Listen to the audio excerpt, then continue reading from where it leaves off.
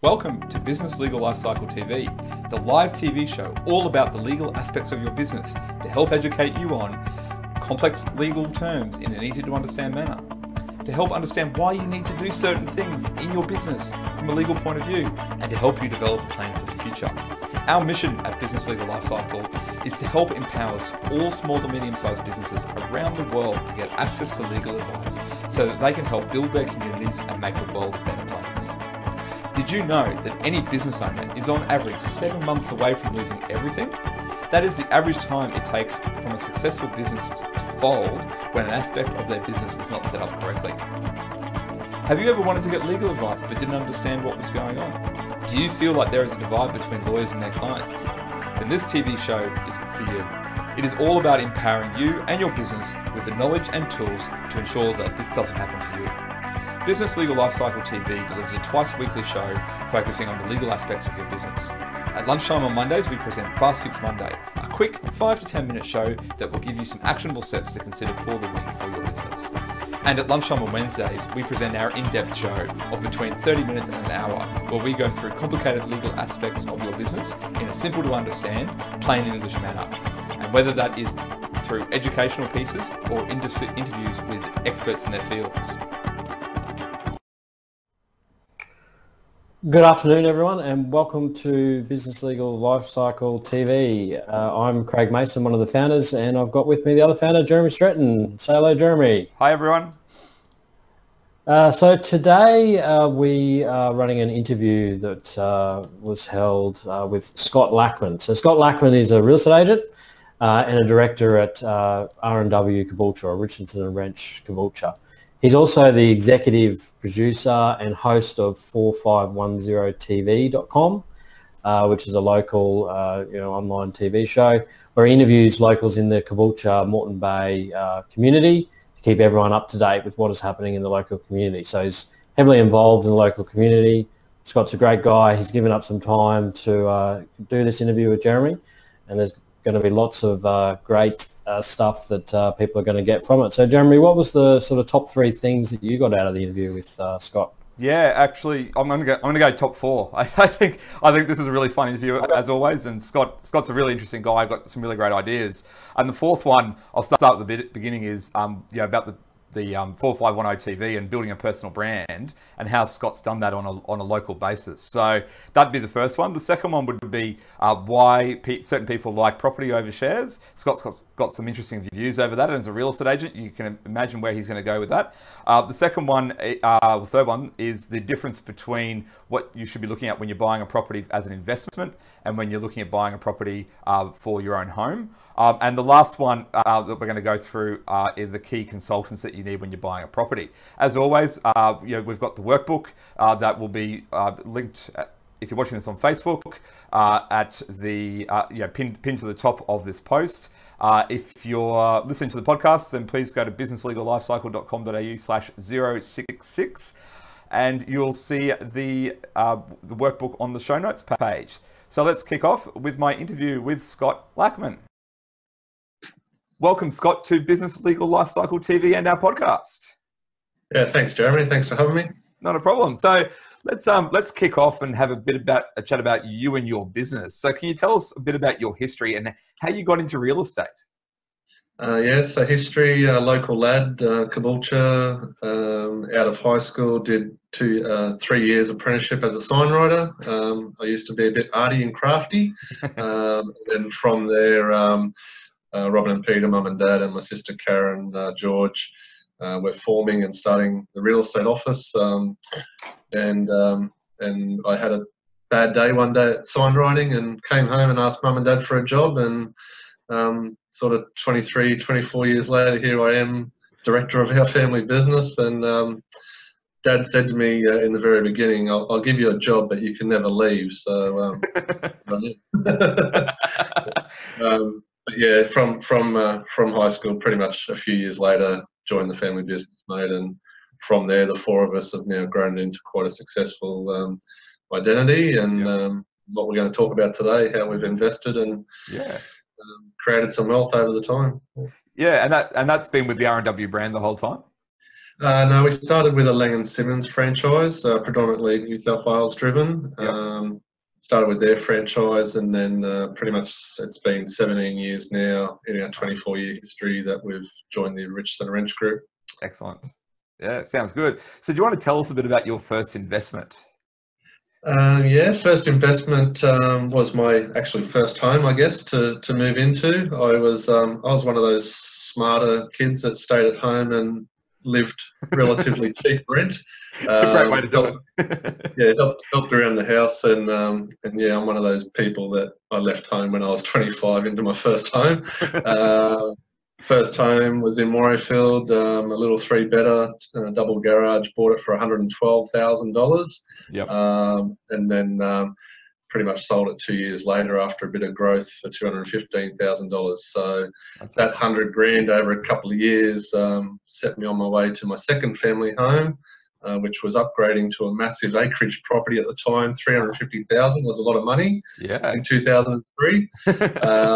And I recently sold that for 540. So there was a gain of a couple of hundred grand over the 13 years. Yeah. As family homes, but then into our investment portfolios started around 2002, 2003. Yep. And from there, each consecutive year, purchased properties, had some growth in those and flipped them, and then went on to others, but we'll talk about that a bit more. Yeah, absolutely. Well, so obviously you've got a lot of experience in the real estate industry. How do you think that's helped you in what you're doing now as a director managing a real estate agency? Yeah, I guess the experience is, as you know, in business, mate, over time, it's maybe more about managing people and managing behaviours and Yep. people's behaviours. And when I say people, not only staff, but the consumer. So I think over time, from good times, bad times, lessons learned, I think the consumer behaviour has changed over 20 years, and I've probably adapted to that over the years to, I guess, manage what people are wanting, what their requirements are, what their needs, wants, and then trying to fit that into a model of what service we can provide as a real estate agent. And in the early years, my experience was more around property management and rental department, building the rent roll with my sister Karen. Yep. And in more recent years, being in a selling role, I guess all those people skills and conflict resolution, perhaps, with rentals, and just managing, being a problem solver for rental properties. That's obviously given me knowledge and experience now that when I'm dealing with sale clients, yeah, there's never a problem. I'm pretty confident I can find a solution to any issue in real estate. And I think that's a fair comment. I think, whether you're managing your staff or you're managing your clients or your customers or your buyers and your sellers, it's all about managing people, isn't it? Like that, and that's I think people probably who are watching this or listening to the podcast need to realize that if you're in business, you're managing people and you've got to master those relationships. Yeah, we have a favourite saying, well, whether we're selling ice creams or selling houses, it's the same principles, mate. Yep, absolutely. Do the right thing, give good information, give good service, and that's where we roll. Yeah, and that's why you and I are aligned so well. It's because we're, as you know, we're the same, and I think that's really important for businesses and business owners to understand, because it's not just a job; it's about building those relationships. So definitely. In the intro, we talked a bit about 4510tv.com. Do you want to tell people a bit about that and what it is and why you do that? That concept, that came about probably 4 years ago now, 2013, 2014. We started doing the video marketing with our real estate properties. We then went through a phase, like every small business, you get a knock on the door each couple of days of people requiring sponsorships or some donations towards charities, and I thought we could maybe flip this around and support the community by maybe bringing the video out into the community rather than just into houses. And instead of actually giving a physical donation, how about I donate my time and resources, and we go and market and video what these causes or what these sporting groups or any community groups around town, let's share their stories through the power of video marketing. Yep. On a platform that can also become a community resource for local information about Caboolture and surrounds. Yep. And again, mate, the rest is history. I sort of sit here 4 years later, and I think we've clicked over about 2.5 million views on the Wow. on the platform. Yep. So that's pretty consistent. People are watching, and people are interested in what's happening in our local area. And I think the video marketing side of things, sometimes there's causes or charities that may not have the business acumen to promote themselves or to market themselves. Big hearts, but maybe not know how to gain fund or fundraising. So yeah, I guess influence and knowing people and spreading the word has helped many organisations over the time. As a family, we said we don't take count, but we do. Peter, my dad and I, we recently discussed that over the 24 years history of being business people in the area, we're tipping close to about 700 grand that we've physically donated back to Caboolture. So that's a good feeling. Yeah. For anyone who is who's watching this from overseas or interstate, 4510 is the postcode for Caboolture and a few other surrounding suburbs. So that's the focus of the TV and the businesses that you interview. Yeah, it's just I figure it's a community platform that shares great information and shares the stories that you might not necessarily hear in mainstream media. Yep. So how's that exposure that you've managed to gain? 2.9 million views is a lot. So and that's great. How's that helped you with the real estate agency, or has it helped you, or is it more just the community giving back something? Yeah, I definitely heartfelt the community engagement that we have and the support that we can give back. But I think at the end of the day, Jeremy, the last 3 or 4 years in business has become a bit around marketing yourself as well and becoming a media outlet yourself, and not much different to what you're producing with Business TV. I think you've got to be on multimedia streams to gain push your profile, and whether it's a profile of people watching me or a profile of the reflection and the connection that our company is the one giving back. There's probably a bit of a streamline there of profile building, which has gained attention, attracted like-minded people and businesses to our business, and then once again that turns into those relationships that we can now foster and nurture into the future. That's right, and that comes back to the whole know, like, and trust you.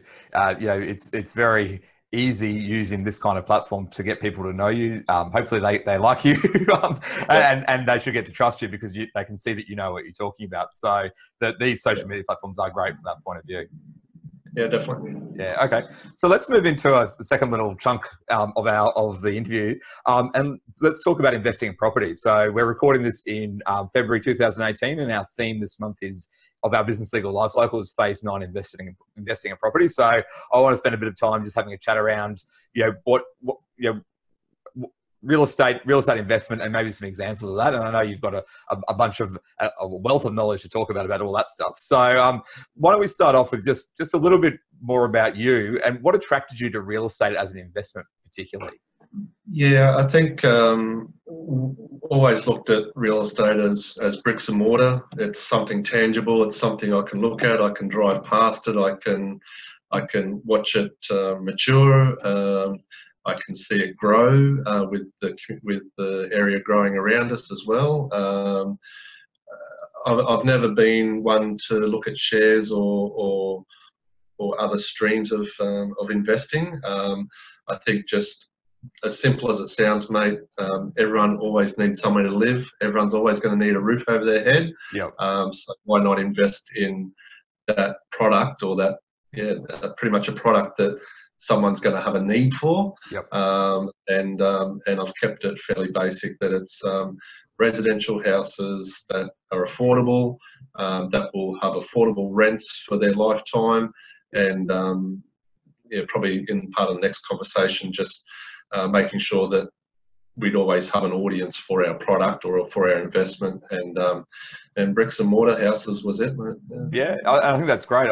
In our last show, our last full-length show was number 63, and I did an interview with a financial planner, Jason Cook, who's very big on investing in property as well, but he talked a lot about investing in shares as well. And I think it's what I gleaned from that and what you've said, it's really what's suitable for you and what you're happy with. That's where you should focus your investment, because at the end of the day, it's another business, and in any business, you shouldn't be operating if you're not comfortable with it. So I think that's really important. And I guess what you're educated in, where our education is real estate, so stick to what we know. Absolutely, and that's why phase 9. Yeah, that's right. Yeah. That's why phase 9 is investing in property, because that's what I know, and that's what, from a lawyer, where we get involved in the transactions. So yeah, that's really good. So let's talk about some practical stuff. And for anyone who's watching this or listening to it, there's a link down the bottom on the Facebook page to a workbook that we've put together. But can you talk about, Scott, some of the key things that a person should look at for when they're buying an investment property? Yeah. I'll try to rattle them off. I haven't made any notes, mate. I'm winging this. So, because after 20 odd years, I should know. You should know. Yeah. So I guess key things. What to look for? The key things, definitely location. You want to be close to transport, schools, shopping. All those fundamentals that create a community. You want to get your location right. I think also, depending on budget, you need to look at the affordability and the serviceability of that property. Yep. Obviously, you don't want to have an investment where you're pumping money into because you may have purchased a higher rate, and the return, as in the rent being paid, is well below your costings or your what you need to contribute into the property. So location, affordability, and I think just again the target audience. Are you going to be able to fill that property with tenancies, and is there a demand for that? Is there a demand for that property or for that location? Yeah, and what you're saying before about the costs is, I think, really alluding to negative gearing and that kind of thing. Do you have a feeling of negative gearing? It's not advice, but just what's your view on negative? Yeah, I think it was great maybe 10 years ago or so. In the past, I think our financial climate's changed, our financial environment and landscape has changed. That I think it's now about serviceability, affordability, so that in this climate of having low interest rates and maybe some recent changes to principal and interest-only investments, which was the norm. Yep. I think the focus now is that if the world ended tomorrow, could you still afford to hold that investment, and could you still service and maintain it? And I think that's where a bit more caution comes into the marketplace over maybe the last 12, 18 months. And again, same as you, mate, I'm not a financial advisor, but you need to take caution where caution's due. Yep. And maybe forward budget that if there was an increase in costs or expenses, that you can still maintain that without putting your head underwater. Yeah, I think that's sorry. Keeping your head above water. Yeah. I knew what you meant. So I think that's crucial, because a lot of people go and buy lots of property thinking they're going to get a great tax reduction, but what happens if they all of a sudden don't get rent from that property? Again, you need to get financial advice on this, and different people have different levels of risk. But there is a massive risk in going down that path. Yeah, and you can always insure yourself against risks. There's landlord insurances, etc. If there was an issue with arrears, or you can't really guarantee yourself against vacancy rates or those gaps in between tenants. But I think you can counteract that by investing in locations that are always going to have a demand for that product. And always, if you're going to get any sort of insurance product, read the fine print, read all the exemptions, because you need to understand exactly what you're getting for your money. Correct. Yeah, you and I talked about that before. There's probably a whole other podcast or interview just on that side of things, but we won't go into that today. So you gave some really great tips on what people should look at when they're buying an investment property. does that differ if people are buying their own home? Because people in this space could easily be looking at buying their own home. I think it's a similar measurement, mate, of that. It's my favourite word at the moment, affordability. I think it's a similar measurement that you are affording what you're purchasing as your own home, and taking into account your current level of lifestyle perhaps that you enjoy. Sometimes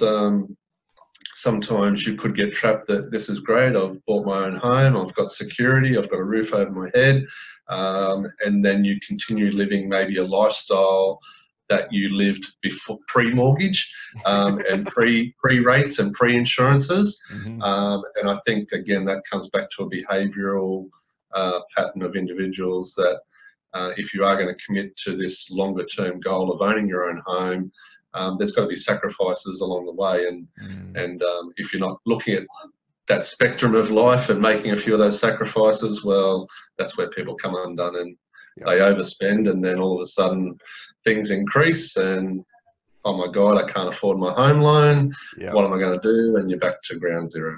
Yeah, I think that's good advice. I mean, in any investment, you've got to make sure that you can afford it, and you've got to make sure that you understand what it means for your lifestyle. I think that's great advice. Yeah, I couldn't agree more. So recently, mate, there was a debate against own your own home or rent a home, and the homeowner would say the stability, the security, and the long-term benefit, and then the renter would say, well, I'd rather live while I'm young, have a lifestyle, not the overheads of rates, insurance, etc. So I can see both sides of the fence. I guess at the end of the day, it's what the individual is looking for their security. Absolutely, and that's the key to anyone watching this or listening to us. That's the key. What do you want? Work out what your goals are, and then work out how you're going to get there. So when you're buying a house, you obviously, or an investment property, you need to talk to some consultants. A lot of people, quibble about, little bits of money here and there, and they don't want to get advice from different consultants. But what are the key ones that people really should talk to before they go buying property? Yeah, number one, I guess, bank/accountant. So your financier of choice, to make sure you're in a position to secure a loan. /accountant to, if it is investment wise, obviously a good accountant will make you money, a bad accountant will cost you money, is an old cliche. But definitely some advice from an accountant. And if you're looking specifically at property investment, deal with an accountant that has some experience with property investments, depreciation, taxable claims, etc. So definitely, financier /accountant, to make sure you can afford it. I guess the next thing is the solicitor. So align yourself with a solicitor for the conveyancing process. And if you're looking at doing multiple investments, that relationship with a good conveyancer is always going to put you in good stead to navigate through searches and any incidentals that might pop up with titles, etc. And I guess the third person in the relationship is obviously a real estate agency that you can trust, and that can give you good, up-to-date information. There's a lot of information available online now, mate, and sometimes, or even now, we have clients that are turning up to a property and they know more than what we may know about the property just by what's available online publicly. But a good real estate agent, and having a relationship with a good real estate agent, they will tell you the ins and outs. They'll tell you about maybe easements on the blocks or flood searches or other historical information from their experience that they may have witnessed at the property over time that may not represent online. And I think that's sort of where that relationship of trust comes in with a real estate agent. That can, again, it can save you money or make you money. If you're selling, a good agent will make you money by addressing the market in a different way and getting you top dollar. On the other side, if you're purchasing, they'll also be savvy on where you might be able to pick up a bit of a discount or look at a property in a certain way to buy it at a good price with them acting on your behalf. Yeah, I think that's crucial. And I'm, as you know, I'm very big on consultants, and I think a lot of people just go into a property investment without actually looking and getting the right advice, and it can end up costing them a lot of money. Because one of my favorite phrases is, "You don't know what you don't know," and often a consultant may not know what they don't know. So yeah, there's a lot to cover, and there's a lot to make sure that you understand before you go forward. While we're sharing cliches, mate, this is my one. So it's the cheapest agent isn't the best agent, and the best agent isn't the cheapest agent. Yep, that's the latest. Yeah. Yep. What is your feeling on the adage that you make money when you buy, not when you sell? Is that something that you've experienced, or do you think that's a bit of nonsense? If you're buying and selling in the same market, it's a bit of a status quo, because what you might lose on one, you'll gain on the other in growth. So yeah, I probably don't have an opinion on that, mate. If you ask my dad, Peter, he'd say you don't make money out of selling real estate. Yep. You make money out of buying real estate. That's his favourite tagline. So yeah, I think as long as you're transitioning or buying or selling, if it's for your personal home, buying and selling in the same market, you come out even. Yep. In the roundabout. If you're selling out of a market and that market changes as an investor, you might, and you don't get back on the roundabout within a 6 to 12 month period, well then that's where I think you might lose your advantage on picking up some gain. Yeah, I think that's very true. I just was interested in your thoughts on that as an adage, because I have a lot of clients in the law firm that do believe that you're making money when you buy, and they've got the similar attitude to your dad, who will say that you don't sell property, but obviously people do, and so they're obviously making money out of it. So I think that's and we have the example personally. I had a quick little strip list for you without too much detail, so I know this might go around the world, this video. But just there are opportunities to make money buying and selling within a market space. If I go back, this was our prime time, sort of 2002 to 2007. We were loving real estate. We still love it today, but we were loving the investment and the buying and selling ourselves personally. Yep. There was opportunities. 2004, a property for $170,000 we purchased. In 2006, 3 years later, sold at 225, picked up 55. Wow. September 2002, bought for 133, sold in 2007, a 5-year period, and picked up 182 grand. 2003, bought for 153, 2008, sold for 300, another 147 grand over a 5-year period. Wow. You can't save that sort of money. Yep. That's just good real estate. Buying at the right price when the market was a bit soft, and then as it ramped up, when the activity was there, sell on the high and look for the next adventure. There was sort of 3 or 4 examples there of the best part of about 250 grand over a 5-year period that we picked up through transitioning properties. Yeah. And have you found, like obviously those a little while ago, is that massive gain coming away? Is it still there if you look for it hard? Yeah, I hope it's come back, mate. If we talked realistically, pretty much 2009 to 2015, there's a void of about 6 years there that we did a roller coaster. Yep. And I think everyone did the roller coaster. But starting late 15, early 2016, we're seeing locally here in our region, there's that opportunity to make some money again. There's 1, 2, 3, 4, 5 properties we've picked up, residential properties starting May 2016. Over those 5 properties to today's date, there's 30, 40, 20, 40, 60. We've picked up about 130 grand growth from sort of June 16 to today's date. Yeah. Okay. So that's showing about 20 to 30 grand growth on each investment. Yep. Over, say, a 2-year period. Again, that's pretty good. That's pretty good money making, in my opinion. Yeah, that's great. I mean, for what, yeah, you're investing in property and then selling it off. That's a great little investment. So yeah. But those growth opportunities are coming back to the marketplace, and they're opportunities that very basic investment level, entry level investors for residential property. These opportunities are there at the moment in the marketplace. Yeah, and there's a lot of people who think, oh, I'll just wait for the next GFC. Well, don't do that. You know, you never know if that will happen, and if it does, when it will happen. So get in sooner, I think is where you're coming from there with those examples. Yeah, and I think it's going to change in each marketplace around the country or globally. But when you see a pattern of a location still growing in population and there's still infrastructure, there's still there's business coming to town, there's industry coming to town.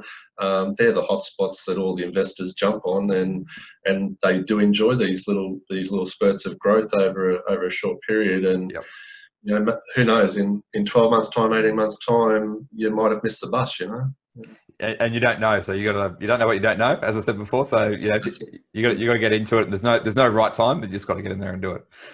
Correct. So let's well, before I move on to the next side, is there anything else, any other examples you've got of investors who have been able to maximise their investments, or without saying names? We do protect the innocent on Business Legal Lifecycle TV. We don't give names of people. Yeah, that's fine. So I guess I still believe there's opportunity for the traditional flipper. You see all the TV shows, buy something that's a little bit dated, a little bit older, a little bit tired. You go in, you can do a relatively affordable makeover, just a simple basics, paint, carpet, possibly kitchen, possibly bathroom. But there's opportunities where you can still make some good gain by pretty much just by giving a house a new life and breathing some life back into a property. And even your own home, if it is looking a bit tired, a little bit worn, there's some easy, quick, cosmetic, affordable things you can do to gain some value and come up to the sort of the higher market range of maybe your neighbouring properties. There's definitely still money to be made in the flipping.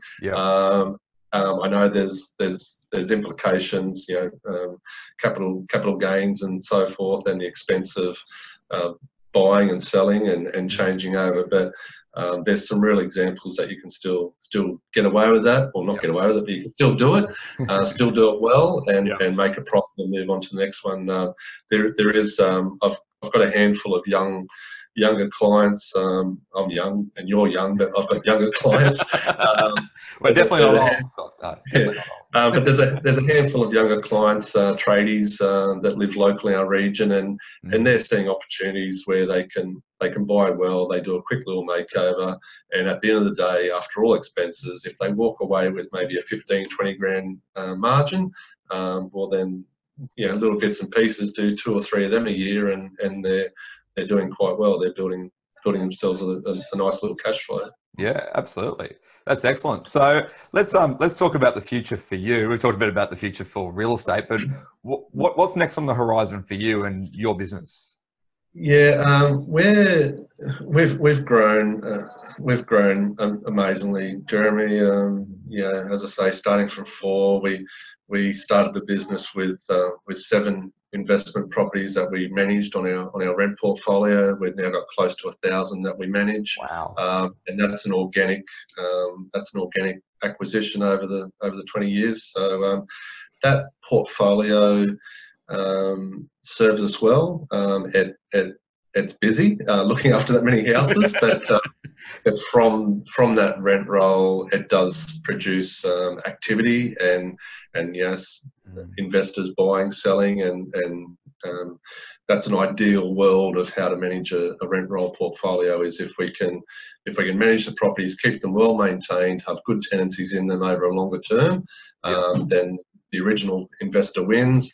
when it's time for that investor to sell off, we can then introduce someone new to the market, retain that management, and then they gain the next future of that life cycle of the rental property. Yep. So for us, got a bit off topic there, but for us, that's created quite a stable business structure for us to then work sales off as well. I think our region, we're continuing to grow with population, as I said, and infrastructure and things happening. I see the next 4 or 5 years of our business pretty much remaining the same operational wise. Yep. But I think our volume and our activity is going to increase. So I think we've just got to strap in and enjoy the ride, mate. I don't see too much changing. I just see good things and just increased activity. Yeah. Excellent. That's good. Good to know. So let's move into the quick fire questions. I warned you that we're going to have these. So are you ready to go? Sure. All right. Is it like a timer or something? No, there's no timer. Just give me the first thing that comes to mind when I ask you the question. Your answer can be as long as you like, but just yeah. So potato.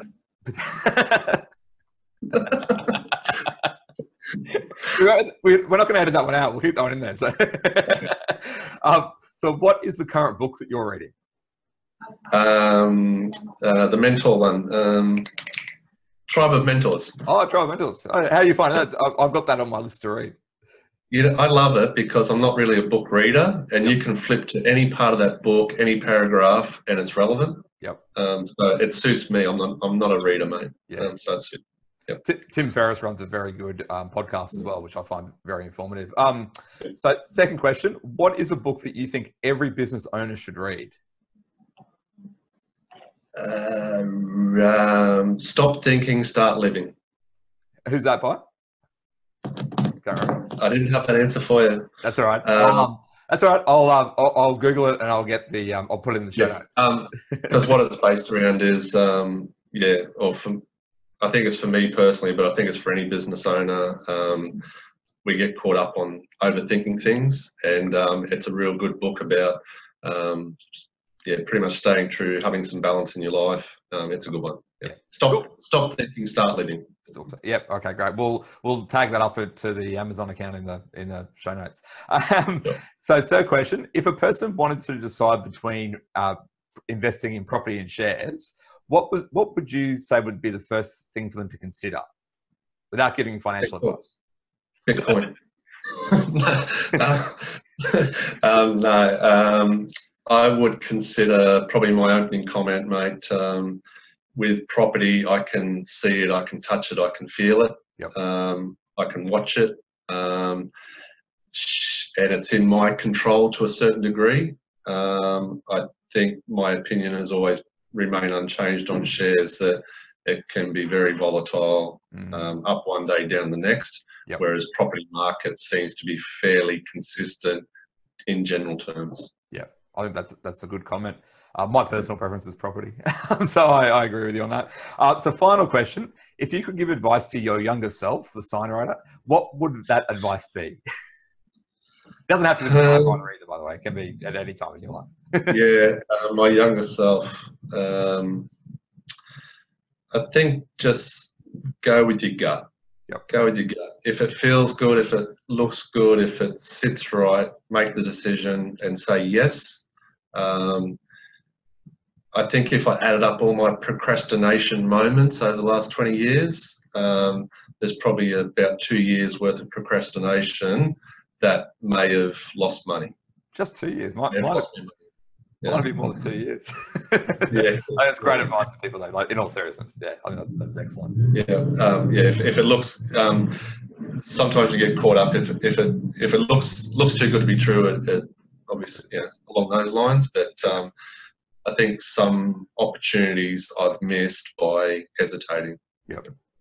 Excellent advice. So Scott, that will come out of the quick fire questions. So thank you very much for that, and thank you very much for your time today. I know you're busy, and I really appreciate you coming on board and sharing your wisdom with the viewers and listeners. Have I missed anything that I haven't that you think would be important for the people to get off to people today? Yeah, probably just touching on. I know you're giving a lot of overall business information with your business life cycle. I think definitely if your business is performing well, look at some structures where your business can invest in maybe the premises that you're occupying, or diversify, start some sort of side company and invest in some property. Yep. Because at the end of the day, you might be the best ice cream maker in the world, but if ice cream runs out and melts, what have you got behind you? So yeah. That's excellent advice. Couldn't agree more. And final question: if people want to reach out to you, where can they? What are the best channels to get you on? Yeah, probably direct to our real estate website, which is www.4510.com.au. That's our real estate website, and you'll see obviously information about property, and I can certainly guide you the right way with buying or selling. Yep. And the other channel is our community platform, www.4510tv.com, and you'll see everything about our beautiful region, Caboolture and beyond. Excellent. Well, Scott, as I said before, thank you very much for your time. Cool. And yeah, I'll speak to you soon. Appreciate it. Thank you, sir. All right, so that was the interview with Scott Lachmund. We thank Scott for his time. We appreciate he giving that up and sharing all that great information with our listeners or viewers. So we also thank everyone for watching or listening, wherever you might be doing that. So Jeremy, what's the summary of the sort of 3 to 4 key takeaways from that interview with Scotty? Yeah, absolutely. Well, as I said at the beginning, the 4 things that you should get away from this interview are, firstly, building a personal brand. I really like how Scott put together his personal brand and how he continues to do that. I think it's a great lesson for all of us in business. Also, talking about how Scott likes property over shares and his reasons for that. I think that's really interesting. There's many ways to be right, but seeing someone else's view on that is very interesting. The third one is the differences between buying an investment property and a residential property. There's not a lot, but there are things that you need to consider, depending on the type of property that you're buying. And the last one are the key consultants. Scott goes through the key consultants that you should talk about depending on the type of property that you're buying. And I think that's really important information for everyone to get. So thank you everyone for watching. Craig, do you want to conclude? Yeah, absolutely. As always, remember to like the video on Facebook or like the page so you get all the content, or wherever else you might be receiving it, on Twitter or wherever else. Make sure you like it. There will be the show notes if you go to businesslegallifecycle.com.au/66, which is or 066, which is the episode 66. So the show notes will be on there, as well as the workbook that you can download. So as always, thanks for joining us. Hopefully you got a lot out of that interview, and we'll be back on Monday for Fast Fix Monday. Thank you everyone. See you later.